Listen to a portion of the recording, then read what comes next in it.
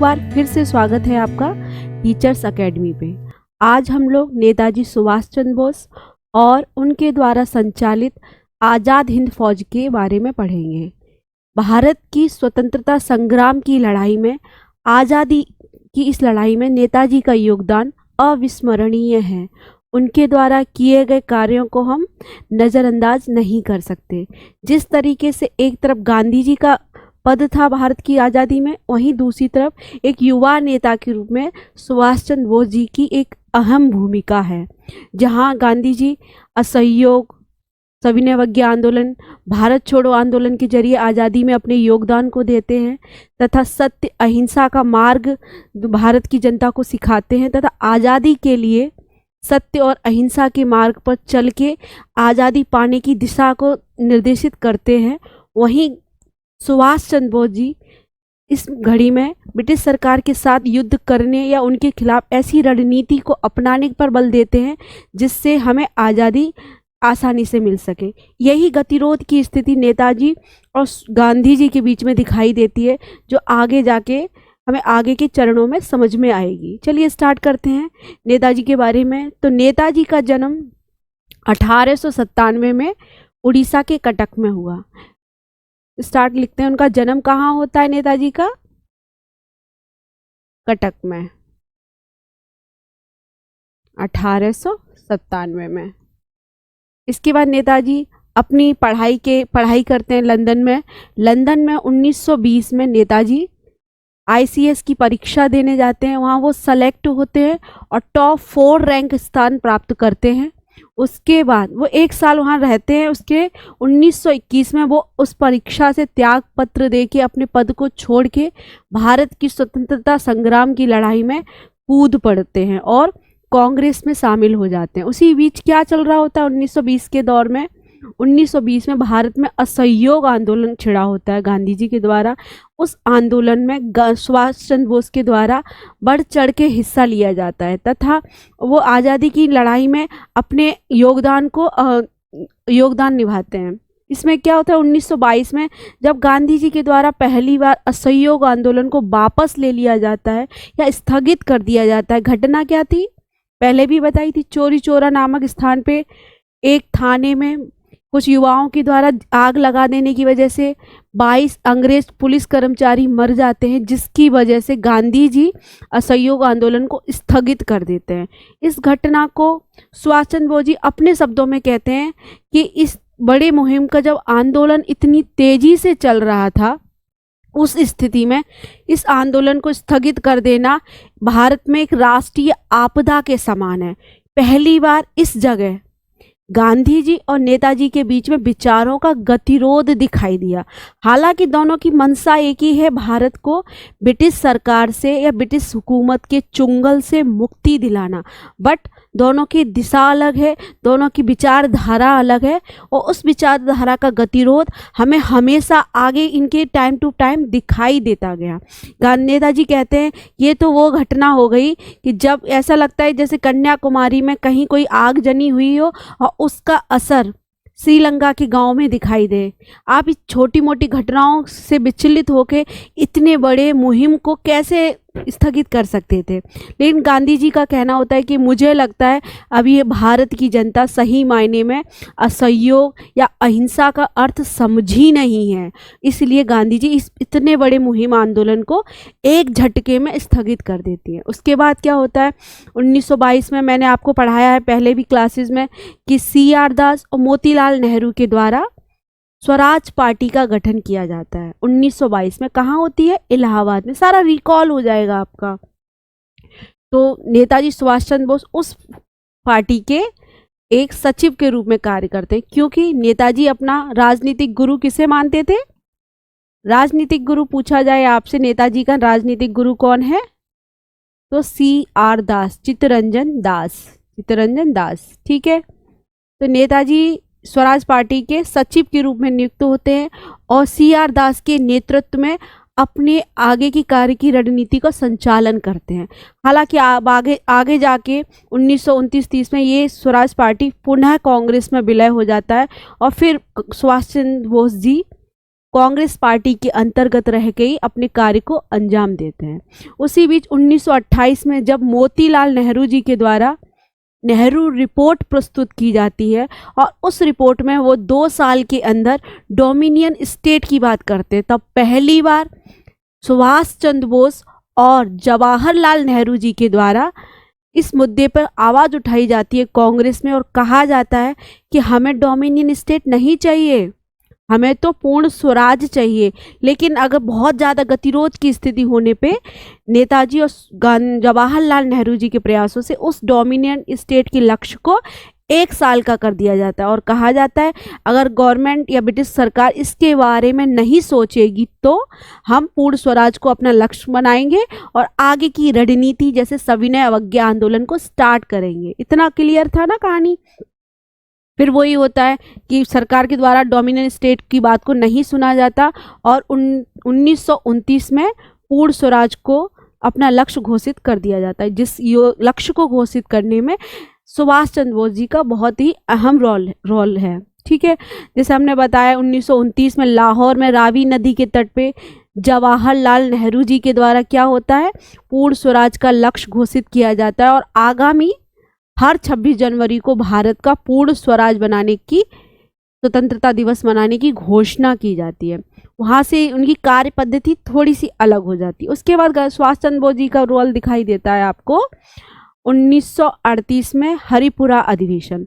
इसके बाद आता है आपका 1938 का हरिपुरा अधिवेशन।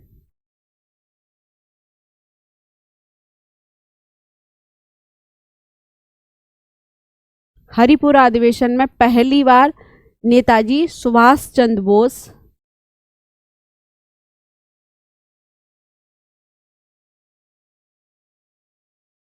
क्या करते हैं, कांग्रेस की अध्यक्षता करते हैं। ठीक है, तो आपसे क्वेश्चन पूछा जाता है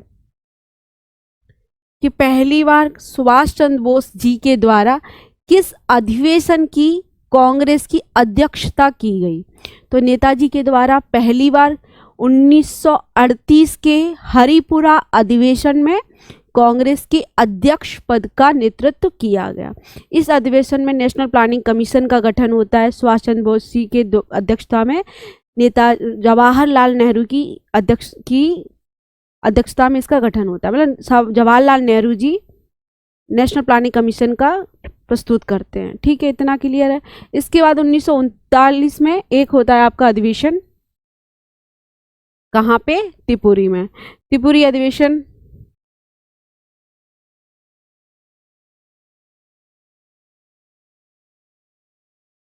ठीक है, उसके बाद त्रिपुरी अधिवेशन आपका आता है 1939।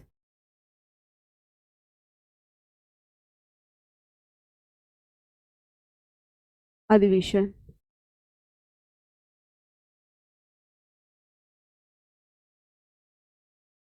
त्रिपुरी अधिवेशन में क्या होता है, अध्यक्ष पद को लेके मतभेद होता है। इसमें त्रिपुरी अधिवेशन में, त्रिपुरी पहली बात तो कहाँ है, मध्य प्रदेश में एक जगह है। वहाँ पे अध्यक्ष पद के लिए 2 उम्मीदवार खड़े होते हैं। पहले आपके सुभाष चंद्र बोस जी अपना नाम प्रस्तुत करते हैं, दूसरा उम्मीदवार गांधी जी की तरफ से पट्टाभी सीतारमैया जी खड़े होते हैं। वोट पड़ते हैं, जिसमें वोट के रिजल्ट के तहत सुभाष चंद्र बोस जी पुनः कांग्रेस के अध्यक्ष चुने जाते हैं। लेकिन सुभाष चंद्र बोस जी के अध्यक्ष चुने जाने पर गांधी जी को अच्छा नहीं लगता है और वो इसके लिए अपना, मतलब उनकी खुशी जाहिर नहीं होती और वो कहते हैं कि ये पट्टाभी की हार नहीं है, ये मेरी हार है। गांधी जी के इस बर्ताव को सुभाष चंद्र बोस जी पसंद नहीं करते और वो खुद ही कांग्रेस से इस्तीफा दे देते हैं और अपनी 1939 में एक फॉरवर्ड ब्लॉक की स्थापना करते हैं। कौन सी ब्लॉक बनाते हैं, 1939 में फॉरवर्ड ब्लॉक। वो अपनी एक पार्टी का गठन करते हैं जिसका नाम है फॉरवर्ड ब्लॉक। इस पार्टी के द्वारा वो अपनी आगे की कार्य पद्धति का संचालन करते हैं। जब त्रिपुरी में सुभाष चंद्र बोस जी के द्वारा इस्तीफा दे दिया जाता है तब कांग्रेस के अध्यक्ष पद का संचालन कौन करता है, तब डॉक्टर राजेंद्र प्रसाद 1939 में कांग्रेस के त्रिपुरी अधिवेशन की अध्यक्षता करते हैं। इसके बाद यहाँ तक की कहानी क्लियर है। देखिए, आज़ादी की लड़ाई वही है जो हमने पहले की क्लासेस में पढ़ा, वही लड़ाई है, लेकिन नज़रिया सुभाष चंद्र बोस का है। अब हम आज़ादी की लड़ाई को नेताजी के नज़रिए से देख रहे हैं। इसके बाद जब हम क्रांतिकारी आंदोलन पढ़ेंगे तो हम क्रांतिकारी आंदोलनों के नज़रिए से, जो क्रांतिकारी नेता थे, लीडर्स थे, जैसे भगत सिंह, चंद्रशेखर आज़ाद, उनके नज़रिए से भारत की आज़ादी को पढ़ेंगे। चीज़ एक ही है, दृष्टिकोण अलग हो गए हैं। ठीक है, तो इसके बाद हमने यहाँ पे पढ़ा कि नेताजी के द्वारा फॉरवर्ड ब्लॉक की स्थापना की जाती है। और उसी बीच में मैंने, जैसे कि आपको प्रीवियस क्लास में भी पढ़ाया था, कि 1939 में क्या होता है, द्वितीय विश्व युद्ध की शुरुआत हो जाती है। अगर रिवीजन करें तो फिर से याद हो जाएगा कि 1939 में जर्मनी के द्वारा पोलैंड पे हमला करने पर द्वितीय विश्व युद्ध की शुरुआत होती है। लेकिन ब्रिटेन कब शामिल होता है? ब्रिटेन 1939 में ही सितंबर के माह में ये कहकर शामिल हो जाता है कि ये जर्मनी के द्वारा साम्राज्यवाद का विस्तार है, जो एक स्वतंत्र देश की आज़ादी के विरुद्ध है। और इस मुद्दे को हम मुद्दा बनाते हुए द्वितीय विश्व युद्ध में शामिल होते हैं और भारत को भी शामिल करते हैं। तो भारतीय पार्टी इसका विरोध करती हैं, कहती हैं आप खुद एक साम्राज्यवादी देश हैं, आप खुद भारत को उपनिवेश बना के बैठाए हैं, और फिर आप जब हमें मुक्त नहीं कर रहे तो आप कैसे दूसरे देशों की आज़ादी के लिए लड़ सकते हैं? भाई, पहले आप अपने स्तर पे तो सुधार करके दिखाइए, तब तो आप दूसरे की आज़ादी की बात करेंगे। पहला मुद्दा तो ये होता है भारतीयों का इस द्वितीय विश्व युद्ध में शामिल होने से विरोध करने का। दूसरा ये होता है कि भारतीय राष्ट्रीय कांग्रेस का कहना होता है कि आप हमसे बिना अनुमति लिए या हमसे बिना सलाह मशवरा किए आप युद्ध में हमें शामिल कैसे कर सकते हैं। वो चीज़ें ख़त्म होती हैं। उस टाइम फिर हमने आगे पढ़ा कि कैसे कांग्रेस ने अपने 8 मंत्रिमंडल से इस्तीफा दिया। वो चीज़ें ख़त्म है। हम पढ़ रहे हैं सुभाष चंद्र बोस जी। तो क्या होता है, सुभाष चंद्र बोस जी कांग्रेस से कहते हैं, इवन गांधी जी से कहते हैं कि हमें इस घड़ी का फ़ायदा उठाना चाहिए। हमें, जब ब्रिटेन सरकार कमज़ोर है, उस स्थिति में अपने भारत में एक नया जन आंदोलन स्टार्ट कर देना चाहिए, जिससे ब्रिटिश सरकार कमज़ोर होके हमें आज़ादी देने के लिए तैयार हो जाए। मजबूरी में ही सही, लेकिन हमें आज़ादी मिल जाए। वहीं ये विचारधारा किसकी है? सुभाष चंद्र बोस जी की। वहीं दूसरे नेता हैं हमारे गांधी जी। उनकी विचारधारा थोड़ी सी डिफर है, थोड़ी नहीं, बहुत डिफर है भाई। वो क्या कहते हैं कि देखो, जब हमारा दुश्मन कमज़ोर है, विपत्ति की घड़ी में हमें अपने दुश्मन को और अधिक कमज़ोर नहीं करना चाहिए। ये दुश्मनी या शत्रुता के नियम के खिलाफ है।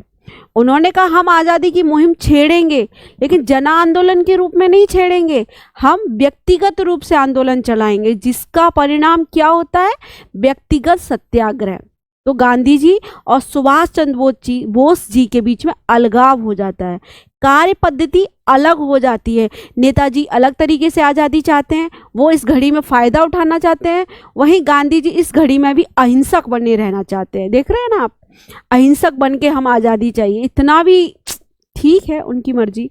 उसके बाद क्या होता है, सुभाष चंद्र बोस जी अपने स्तर पे फॉरवर्ड ब्लॉक की पार्टी के अंतर्गत आज़ादी की लड़ाई छेड़ देते हैं। उसी में 1940 के आसपास फॉरवर्ड ब्लॉक के सारे कार्यकर्ताओं को अरेस्ट कर लिया जाता है, जिसमें सुभाष चंद्र बोस जी को अरेस्ट किया जाता है और उनको जेल में बंद कर दिया जाता है। नेताजी वहाँ पे भूख हड़ताल पे बैठ जाते हैं, जिसके कारण उनको जेल से रिहा करके घर में नज़रबंद कर दिया जाता है 1940 में। तो वहीं पे कहा जाता है 1941 में नेताजी नज़रबंद, जिनको नज़रबंद किया गया था, वो अंग्रेजों की आंखों में धूल झोंक के भेष बदल के भारत से जर्मनी का रास्ता तय करते हैं। भारत से वो काबुल जाते हैं, काबुल से मॉस्को जाते हैं, मॉस्को से वो जर्मनी पहुंचते हैं। तो 1941 में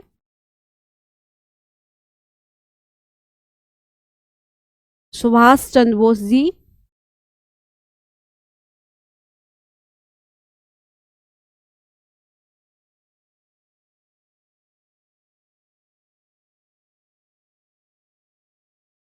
भेष बदल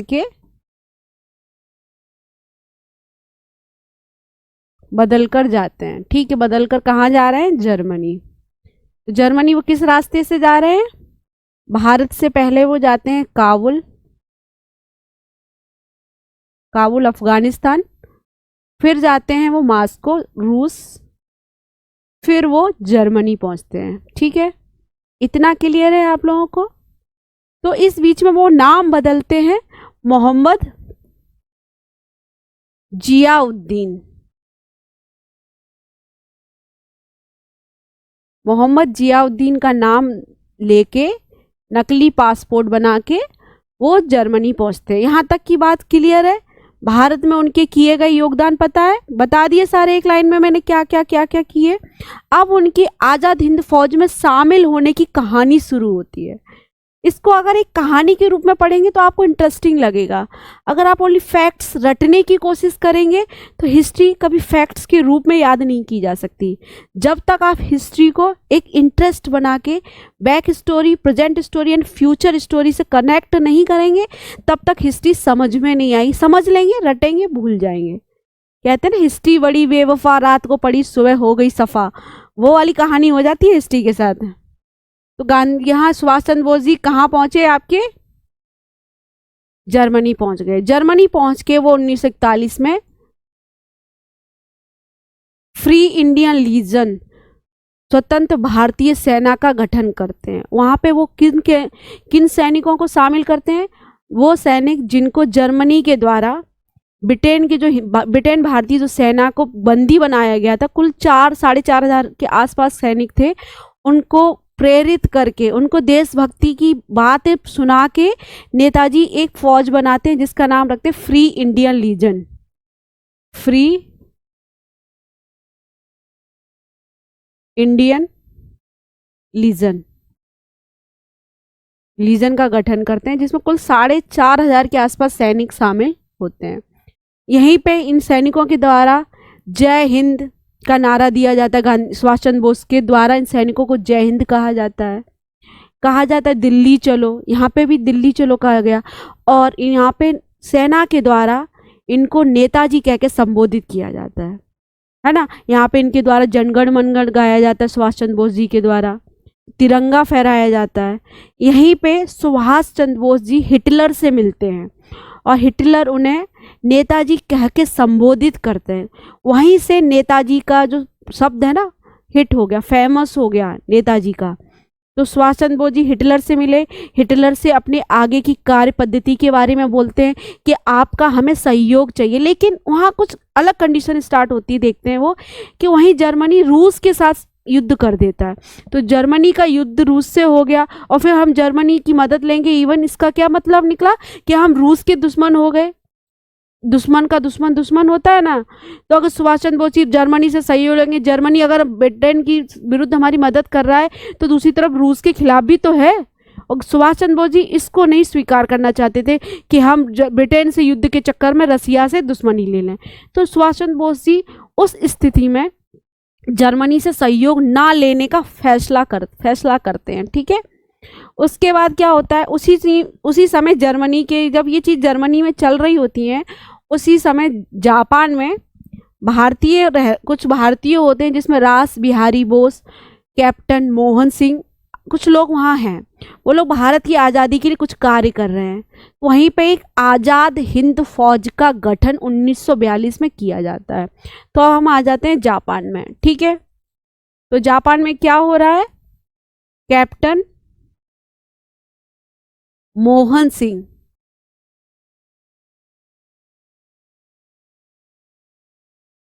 व मेजर फूजीवारा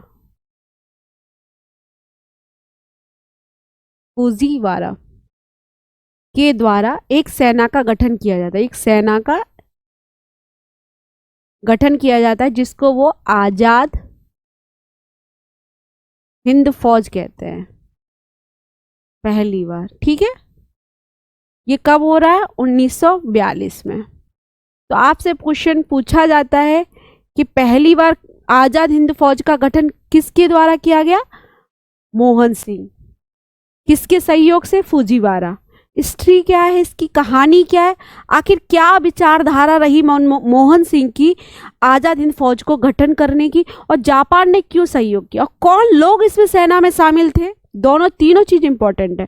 तो सबसे बड़ी बात जो कैप्टन फुजियामा है उनके दिमाग में ये आया, मनमोहन सिंह के दिमाग में आया कि जापान ने जिन लोगों को, जिन सैनिकों को, भारतीय सैनिक जो मलय और सिंगापुर के युद्ध में हरा के जापान ने भारतीय सैनिकों को बंदी बनाया है, अगर हम उन सैनिकों के अंदर देशभक्ति जगाएं, भारत की आज़ादी का स्वप्न दिखाएं, तो हम उन सैनिकों को ब्रिटिश सरकार के विरुद्ध यूज कर सकते हैं, के विरुद्ध खड़ा कर सकते हैं। तो ऐसा ही हुआ।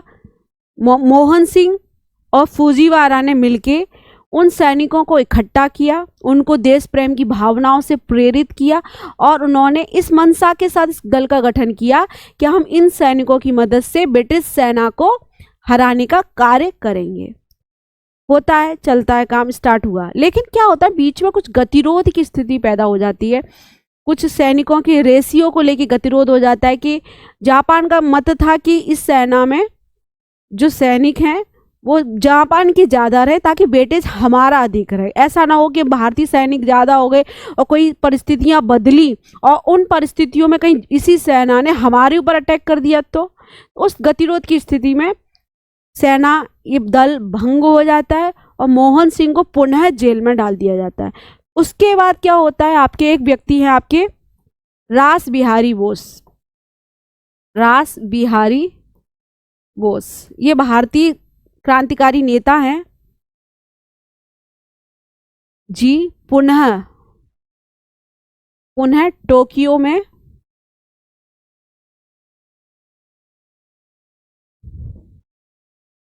में क्या करते हैं, आज़ाद हिंद फौज का गठन करते हैं, आज़ाद हिंद फौज को संगठित करते हैं, फौज को संगठित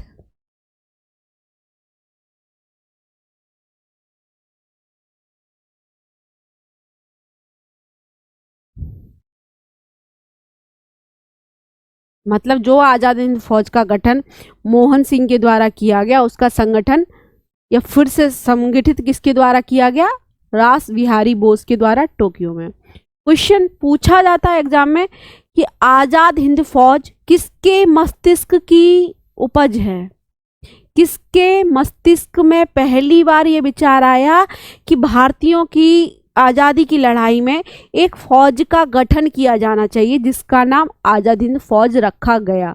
तो किसके मस्तिष्क की उपज है, मोहन सिंह के। एक क्वेश्चन क्लियर।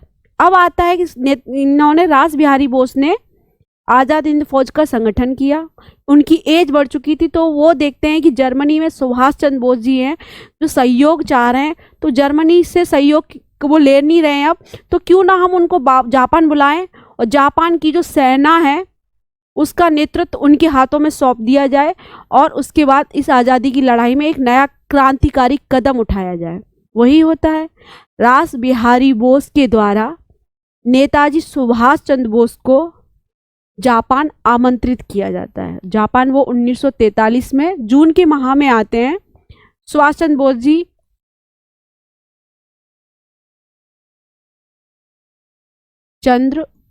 जी 1943 में जापान आते हैं और टोक्यो में वो जापान के पीएम तोजो से मिलते हैं, तोजो से मुलाकात करते हैं। ठीक है,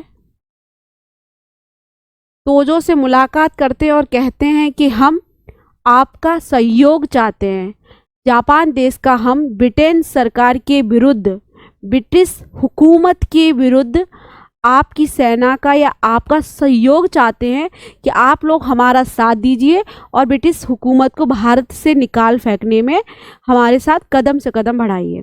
ये बात होती है। तो जो उनका सहयोग कहते हैं, सहमति देते हैं, ठीक है हम आपके साथ तैयार हैं। उसी बीच रास बिहारी बोस के द्वारा सुभाष चंद्र बोस जी को आज़ाद हिंद फौज की कमान सौंप दी जाती है। आज़ाद हिंद फौज IIL, इंडियन इंडिपेंडेंट लीग। तो आज़ाद हिंद फौज, आज़ाद हिंद फौज व IIL, इंडियन इंडिपेंडेंट लीग की कमान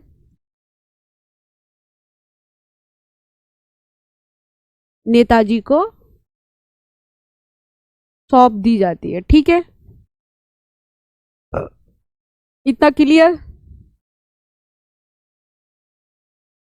अब बोल दिया जाता है कि ये आज़ाद हिंद फौज, इंडियन इंडिपेंडेंट लीग अब आपके सुपुर्द है, अब आप इसका संचालन कीजिए। और अब आपको किस तरीके से इसको संचालित करके प्रेरित करना है लोगों को आज़ादी की लड़ाई में भाग लेने के लिए। नेताजी इसका पूरा सम्मान करते हुए इस दल को अपने नेतृत्व में लेते हैं और सिंगापुर से इसका नेतृत्व संभालते हैं।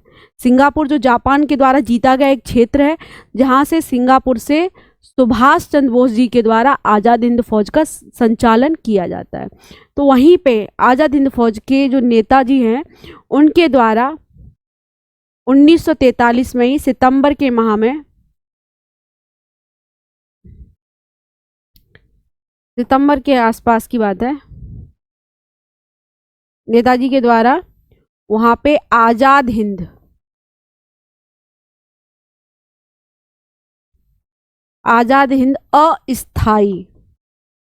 अस्थाई सरकार, अस्थाई सरकार बोलिए या अंतरिम सरकार,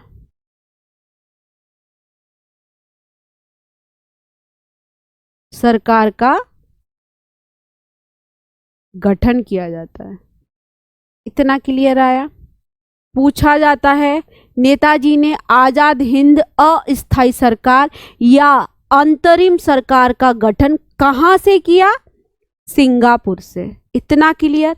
अब जो इन्होंने सरकार बनाई, पहली बात तो ये समझेंगे अस्थाई सरकार या अंतरिम सरकार क्या होती है। अंतरिम सरकार उस सरकार को कहते हैं जब हम किसी देश के अंदर प्रॉपर सरकार बनने, कार्य संचालन चलने से पहले एक अस्थाई रूप से, टेम्पररी रूप से संचालित करने के लिए गठन करते हैं पार्टी का, उसको अंतरिम सरकार बोलते हैं। तो नेताजी इस सरकार का गठन करते हैं और अपने द्वारा इस सरकार की कार्य योजना को प्रस्तुत करते हैं, जिसके राष्ट्राध्यक्ष, प्रधानमंत्री और कहते हैं विदेश मंत्रालय, सारे मंत्रालय वो अपने पास रख के अपनी कार्य योजना या रणनीति को प्रस्तुत करते हैं। अब वो आज़ाद हिंद अस्थाई सरकार के द्वारा जो योजनाएं संचालित करते हैं वो आज़ादी की लड़ाई में किस तरीके से योगदान देती हैं, अब हम उनको समझेंगे। तो नेताजी के द्वारा अस्थाई सरकार का गठन किया गया। तो 1943 में जब ये सरकार बनी, अंतरिम सरकार जो बनी है, अब वही सरकार बनी है तो कुछ लोगों के द्वारा इसको मान्यताएं भी तो दी जानी चाहिए। तो इस अंतरिम सरकार को उस समय 9 देशों के द्वारा मान्यता दी गई, मान्यता प्रदान की गई। ठीक है, उसमें कौन कौन से देश थे? जैसे आपकी जर्मनी, जापान, बर्मा, फिलीपींस और इटली और आदि ETC और देशों के द्वारा आदि देश, जैसे कुल मिला के 9 कंट्रीज थी जिन्होंने इस सरकार को मान्यता दी। अब भैया सरकार भी बन गई, पार्टी भी नियुक्त हो गई, लेकिन उसके लिए कुछ जगह भी तो चाहिए सरकार चलाने के लिए। तो इसके लिए जापान के प्रधानमंत्री तोजो के द्वारा अंडमान व निकोबार 2 द्वीप सुभाष चंद्र बोस जी को दिए जाते। कौन से द्वीप देते हैं? PM, जापान के PM के द्वारा, ये PM के द्वारा अंडमान व निकोबार, जो आज का अंडमान निकोबार है वो उस समय जापान के नियंत्रण में था। निकोबार द्वीप INA को दिए जाते हैं। ठीक है, INA आज़ाद हिंद फौज, इंडियन नेशनल आर्मी, ठीक है, दिए जाते हैं। अब इन दोनों के नेताजी नाम बदल देते हैं। नेताजी इसका नाम शहीद रख देते हैं, शहीद द्वीप, और इसका नाम रख देते हैं स्वराज। पूछा जाता है कि नेताजी ने अंडमान द्वीप का क्या नाम रखा था? शहीद द्वीप, शहीद द्वीप, और निकोबार का स्वराज द्वीप। ये हो गया, द्वीप क्षेत्र भी मिल गया। अब वो क्या रणनीति अपना रहे हैं? अपने यहाँ पे कई सारे कार्य चला, जैसे गुप्त खुफिया एजेंसी का संचालन करते हैं। अपनी जो सेना है उसको 4 रेजिमेंट में बदलते हैं, 4 रेजिमेंट में उनको तोड़ के, टुकड़ियों को बांट के युद्ध की रणनीति बनाते हैं तथा जापान की सेना के साथ मिलके युद्ध का कार्य संचालन करते हैं। वो किस तरीके से युद्ध करते हैं वो देखें अब हम। तो इसमें जो उन्होंने अपनी सेना को 4 रेजिमेंट में बांटते हैं, आज़ाद हिंद फौज को वो 4 रेजिमेंट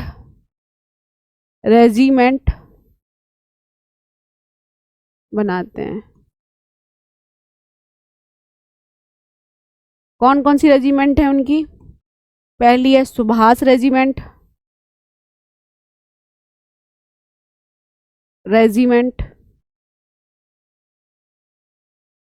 दूसरी है आपकी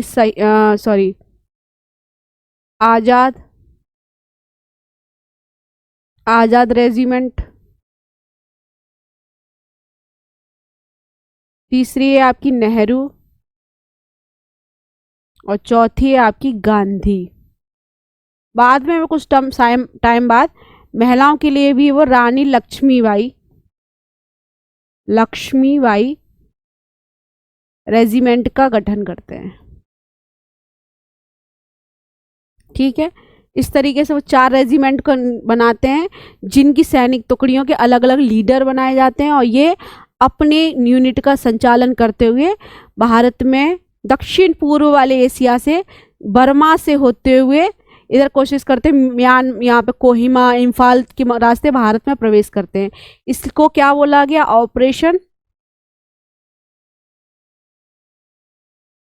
ऑपरेशन यू। ऑपरेशन यू चलाया गया। ठीक है, तो बोला जाएगा उन्होंने ऑपरेशन यू का संचालन किया। ऑपरेशन यू चलाया, क्या था? बर्मा के रास्ते इस तरीके से कोहिमा, इम्फाल के जरिए वो भारत में प्रवेश करने का कार्य करते हैं। युद्ध संचालन हो रहा है, सब कुछ हो रहा है, लेकिन इसी बीच में 1944 में एक चीज़ और यहाँ रह गई। 1944 में जब वो युद्ध के संचालन करते करते म्यांमार रंगून पहुँचते हैं, वहाँ पे वो रेडियो से कार्यक्रम प्रस्तुत कर रहे होते हैं, जहाँ पे वो सभी आवाम को, भारतीय जनता को संबोधित करते हुए जय हिंद का नारा देते हैं। कहते तुम मुझे खून दो, मैं तुम्हें आज़ादी दूंगा। सबको पता होगा ना सुभाष चंद्र बोस जी का बहुत ही प्रसिद्ध नारा, तुम मुझे खून दो, मैं तुम्हें आज़ादी दूंगा। भारतीय जनता में एक, क्या कहते हैं, जोश की क्रांति पैदा कर देता है, लोगों में एक जोश पैदा करता है कि तुम मुझे खून दो, मैं तुम्हें आज़ादी दूंगा। और क्या कहते हैं, दिल्ली चलो का नारा लगाते हैं। और यहीं से रंगून रेडियो केंद्र से ही पहली बार नेताजी के द्वारा गांधी जी को राष्ट्रपिता कह के संबोधित किया जाता है। तो पूछा जाता है एग्जाम में कि नेताजी ने, सुभाष चंद्र बोस जी ने कहाँ से गांधी जी को राष्ट्रपिता कह के संबोधित किया था? रंगून से, याद रहेगा। और ये भी पूछा जाता है कि गांधी जी को राष्ट्रपिता किसने कहा? सुभाष चंद्र बोस ने। दिल्ली चलो नारा किसका है? नेताजी का है। तुम मुझे खून दो, मैं तुम्हें आज़ादी दूंगा, किसका नारा है? नेताजी का, है ना। इस तरीके से जय हिंद नारा दिया इन्होंने। ठीक है, इतना क्लियर है।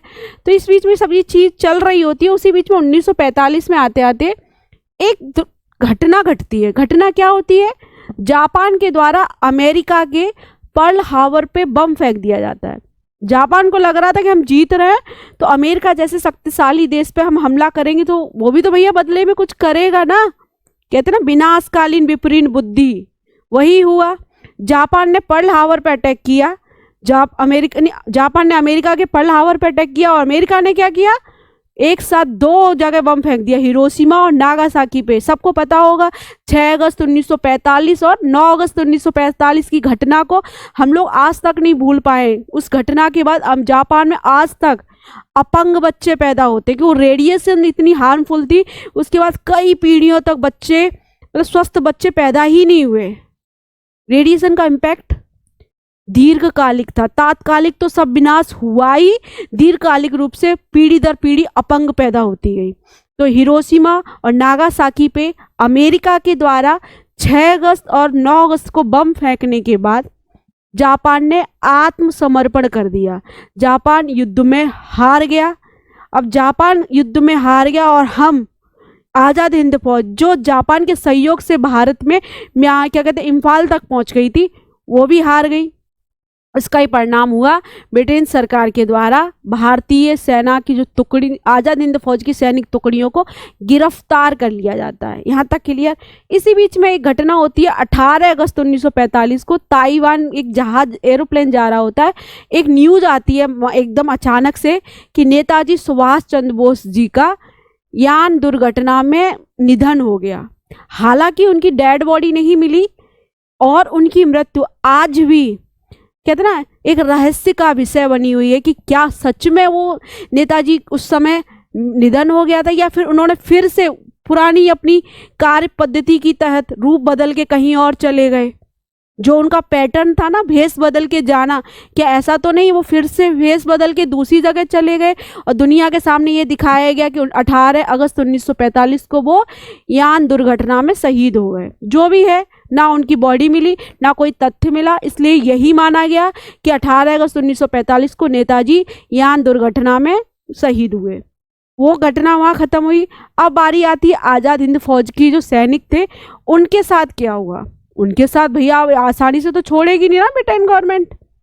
तो उन्होंने क्या किया, आज़ाद हिंद फौज के जो सैनिक थे उनको अरेस्ट किया और उनके ऊपर लाल किला मुकदमा चलाया। अब जानिए लाल किला मुकदमा क्या है। लाल किला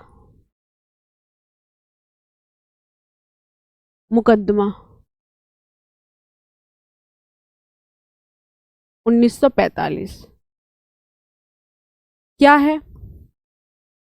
इसमें क्या हुआ, जब आज़ाद हिंद फौज के सैनिकों को अरेस्ट कर लिया गया तो उसके जो सेना कमांडर थे, जैसे कमांडर आपके सहगल, कमांडर ढिल्लो, मेजर शहनवाज, इन लोगों को अरेस्ट करके इनके ऊपर क्या चलाया गया, लाल किला मुकदमा। तो इनका नाम लिख लेंगे आप, कमांडर सहगल, कमांडर ढिल्लो और मेजर शहनवाज। ठीक है, इन लोगों के ऊपर मुकदमा चलाया गया, लाल किला मुकदमा 1945 में। अब इनके मुकदमे की पैरवी किसने की, ये भी एग्जाम में पूछा जाता है। तो इनके मुकदमे की पैरवी की आपके जो वकील थे, तेज बहादुर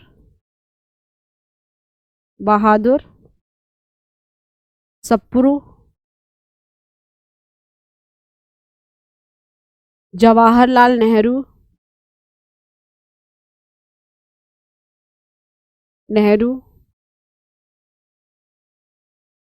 भूलाभाई देसाई,